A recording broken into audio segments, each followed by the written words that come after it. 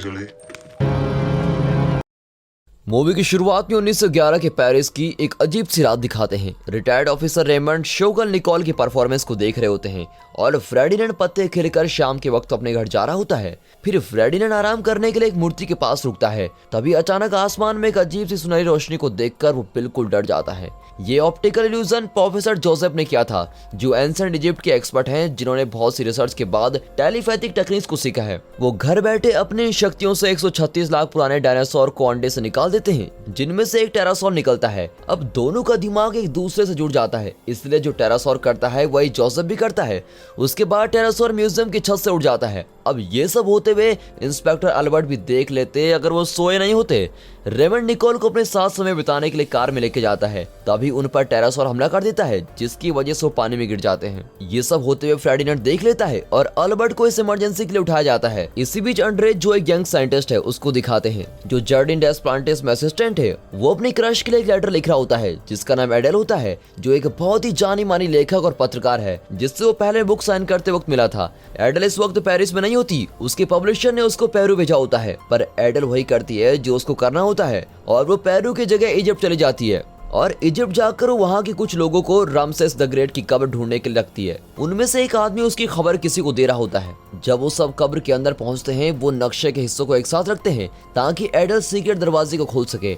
अब दरवाजा खुलते ही उसमें से कुछ काला काला चिपचिपा निकलता है और फिर जैसे ये लोग खजाने के लिए एडल के खिलाफ होते हैं तो एडल पीछे हट जाती है। वो जानती है कि वो एक जाल है, इसलिए कुछ समय बाद ही एक आदमी के हाथ में आग लग जाती है। वो सब समझ जाते हैं कि उन्हें एडल की जरूरत है और जैसे ही वो अगला पजल सॉल्व करते हैं, उसके बाद वो कमरा मिल जाता है जिसमें वो मम्मी और खजाना होता है। एडल रामसेस को नहीं बल्कि उसके डॉक्टर को ढूंढ रही होती है और वो ताबूत खोलती है, जबकि दो लोगों को सजा मिली है सोना चुराने के लिए। एक नेकलेस पानी से मर जाता है और दूसरा अचानक से बने होल में गिर जाता है। एडल मम्मी की जांच कर रही होती है, तभी उसे प्रोफेसर ड्यूलिवेल्ट रोक देता है। वो अपने जासूस को शुक्रिया अदा बोलता है जानकारी देने के लिए और बताता है कि वो अपने फौजियों के साथ उसको पकड़ने आया है। ड्यूलिवेल्ट पूछता है कि उसे ये पुरानी मम्मी क्यों चाहिए। तब एडल उसे बताती है कि उसकी बहन बीमार है और यही प्राचीन डॉक्टर उसकी मदद कर सकता है। बेशक उसे पहले जिंदा करना पड़ेगा, इसके लिए वो जोसेफ की रिसर्च का इस्तेमाल करेगी। और फिर ये सुनकर ड्यूलिवेल्ट इस आइडिया पर हंस जाता है और उससे वो किताब छीनने के बाद अपने सैनिकों को उसको मारने के लिए पहले कमरे में वापस लेके जाता है और कहता है कि विदेशी लुटेरों के लिए यही सजा है।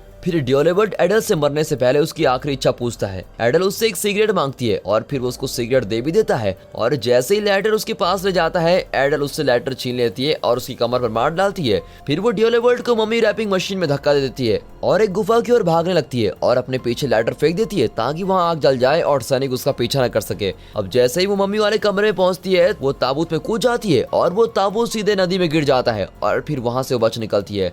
एडल शहर की तरफ वापस जाने लगती है, जबकि ड्यूलिवेल्ट के लोग उसको आजाद कर देते हैं और अब वो बदले की कसम खाता है। पेरिस में पुलिस फ्रेडिनेंड से पूछताछ कर रही होती है, पर वो उसकी बात पर यकीन नहीं करते कि उसने एक डायनासोर को देखा और ऑफिसर रेमंड का शोगल के साथ एक अफेयर भी था। हालांकि जल्दी उनको वो जानकारी मिल जाती है। हालांकि ये कंफर्म हो जाता है कि जो लाशें उन्हें मिली है वो निकोल और रेमंड की है। अब अल्बर्ट फ्रेडिनेंड को वहां से बाहर निकलवा देता है और अपने लोगों से इस बात को गुप्त रखने के लिए कहता है, लेकिन ये काम नहीं आता। अगली सुबह शहर के हर अखबार में टेरासोर और रेमंड के अफेयर के बारे में बातें हो रही होती हैं। प्रेसिडेंट को भी ये खबर पता लगती है और वो तुरंत अपने कैबिनेट में इस बात को निपटाने के लिए कहते हैं, जिससे लोग डरे ना और लोगों को ये बताया जाए कि उन्होंने अपनी खिड़की से किसी भी टेरासोर को उड़ते हुए नहीं देखा। वो इस हफ्ते के अंत तक इस बात को खत्म करना चाहते हैं, लेकिन हेयर के ऑफिसर एक काम किसी और को करने के लिए कहता है, जब तक ये बात अल्बर्ट तक नहीं पहुंच जाती, जिसे सिर्फ 24 घंटे मिले हैं इस बात को खत्म करने के लिए। इसी बीच अंड्रेज अपने दोस्त प्रोफेसर मनार्ड के साथ म्यूजियम में होते हैं और उन्हें वो टूटा बांडा मिल जाता है और वो समझ जाते हैं कि ये अंदर से तोड़ा गया है। फिर अल्बर्ट भी वहां पहुंच जाता है और इस बात को झुटाने की कोशिश करता है। मनार्ड अल्बर्ट को जॉस के पास जाने को कहता है और बताता है कि जॉस भी इकलौता एक एक्सपर्ट है। जॉस वो टेरासोर को अपने अपार्टमेंट में छुपा रहा होता है। जब अल्बर्ट और पुलिस जॉस के अपार्टमेंट में पहुंचते हैं, तब डायनासोर पर्दे के पीछे छुप जाता है और उनकी बातें सुन रहा होता है। फिर अल्बर्ट जॉस के ब्रेकफास्ट में से अंडा खाने लगता है और टेरासोर को गुस्सा आ जाता है और वो अपार्टमेंट को तबाह करके उड़ जाता है। फिर जॉस को पुलिस पकड़ लेती है। अब एडल पेरिस में मम्मी को लेकर वापस आती है और उसे अपने अपार्टमेंट में लेकर जाती है और अपने एडिटर को झूठ बोलती है कि वो पेरू गई थी और इस बॉक्स में बड़ी पाइप है। जैसे ही वो घर पहुंचती है तो वो नर्स को भेज देती है, जो उसकी बहन का ध्यान रख रही थी, और एंड्रेज के भेजे सभी लेटर्स को नजरअंदाज कर देती है। वो अपनी बहन अगाते को देखती है, जो बेड पर बेहोश होती है वो उससे वादा करती है कि वो उसको जल्द ठीक कर देगी, लेकिन अब उसने वो किताब खो दी है, इसलिए उसे जोसेफ को ढूंढना पड़ेगा जिससे मम्मी को वापस जिंदा किया जा सके। अब जैसे ही वो बाहर जाने लगती है वो एंड्रे से टकरा जाती है जो उसके लिए एक और लेटर लाया होता है। एडल उस लेटर को टेबल पर रख रही होती है कि तभी वो अखबार को देखती है जिसमें लिखा होता है कि जोसेफ को मौत की सजा मिलने वाली है। एंड्रे उसे बताता है कि जोसेफ किसी जेल में है और एडल वहां जोसेफ के वकील बनकर चली जाती है। जोसेफ उसे बताता है कि वो अब अपनी टेलीपैथिक टेक्निक का इस्तेमाल करके जेल से भाग नहीं सकता क्योंकि उसने अपनी सारी शक्ति डायनासोर को किसी और को मारने से रोकने में इस्तेमाल कर ली है। इसीलिए एडल उसको जेल से बाहर निकालने के लिए कोई रास्ता सोचती है, लेकिन उसी वक्त असली वकील वहां जाता है और एडल को वहां से बाहर निकाल दिया जाता है। वो अलग अलग भेष बनाकर जॉब से मिलने की कोशिश करती है। पहले वो कुक का भेष बदलती है, लेकिन जो असली कुक होता है वो पुलिस वालों को सब बता देता है और वो पकड़ी जाती है। फिर एक नर्स और एक नन का रूप बदलती है, लेकिन फिर भी पकड़ी जाती है। अब चौकीदार का भेष बदलने के बाद उसका प्लान काम कर जाता है, लेकिन तब तक जोसेफ को मारने के लिए लेके चल जाते हैं। इसी बीच अल्बर्ट जस्टिन का स्वागत करता है जो एक बहुत बड़ा शिकारी है जो टेरासोर को पकड़ने के लिए बुलाया जाता है और वो सबसे पहले उसके बारे में जानने की कोशिश करता है, जिसके लिए वो एफिल टावर के ऊपर चढ़ जाता है। तभी अल्बर्ट के ऊपर डायनासोर पॉप कर देता है। अब जस्टिन उसको सूंघता है और पता लगाता है कि ये भेड़ का मांस खा रहा है, जिसका मतलब है कि उसका अगला शिकार भेड़ों के खेत से लेकर जार्डिन डेस प्लांटिस तक होगा। अब अगली सुबह एडल प्रेसिडेंट से मिलने जाती है जो उसे तब से जानता है जब एडल ने प्रेसिडेंट का इंटरव्यू लिया था।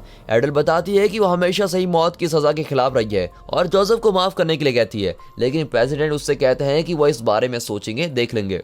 अब उनकी बात के बीच में टेरासोर आ जाता है जो प्रेसिडेंट पर हमला कर देता है कि तभी एडल प्रेसिडेंट को बचाने के लिए उन्हें नीचे गिरा देती है और डायनासोर प्रेसिडेंट की जगह कुत्ते को किडनैप कर लेता है। अब प्रेसिडेंट पर हुए हमले की वजह से एडल को वहां से बाहर निकाल देते हैं। जार्डिन डेस प्लांटिस में अल्बर्ट और जस्टिन भेड़ के कपड़े पहनकर टेरासोर को देखने का इंतजार कर रहे होते हैं। हालांकि जो इसको ढूंढता है वो एंड्रेज होता है जिसने कुछ रिसर्च की भी होती है और उसने अपनी रिसर्च मनार्ड को दिखाई थी। उसने कुछ टुकड़े और अंडे के छिलके और मांस के कुछ टुकड़े एक शांत जगह पर रखे होते हैं और टेरासोर कुत्ते के साथ वहां आता है ये सोचकर कि वो उसका घोंसला है। वहां एडल पुलिस को समझाने की कोशिश कर रही होती है कि जोसेफ भी उस टेरासोर को कंट्रोल कर सकता है, लेकिन वो इस बात पर विश्वास ही नहीं करते और उसको वहां से बाहर निकाल देते हैं। वो वापस घर जाती है और अपनी बहन से माफी मांगने के बाद नहाने चली जाती है और एंड्रेज के भेजे हुए पत्रों को पढ़ती है जहां उसे अपने सवाल का जवाब मिलता है। एडल जल्दी से जल्दी एंड्रेज के पास पहुंचती है और उसे किस करते हुए थैंक यू बोलती है और उसे डायनासोर के घोंसले के पास ले जाने को कहती है। वहां वो टेरासोर से दोस्ती करने के लिए उसके लिए गाना गाती है और अपने गले का स्कार्फ उसको देती है। जब वो डायनासोर उसे अपने पास आने देता है एडल उसके ऊपर चढ़ जाती है और उसकी सवारी करने लगती है। टेरासोर एडल को उठाकर लोकल जेल में लेके जाता है और अपने पंजों की मदद से जोसेफ को मारने से बचा लेता है और जल्लाद को जोसेफ की जगह अपना सर खोना पड़ता है। जब वो वापस अपने घोंसले की तरफ जा रहा होता है जस्टिन इसको देख लेता है और उसका पीछा करने लगता है जबकि अल्बर्ट वहीं सो रहा होता है।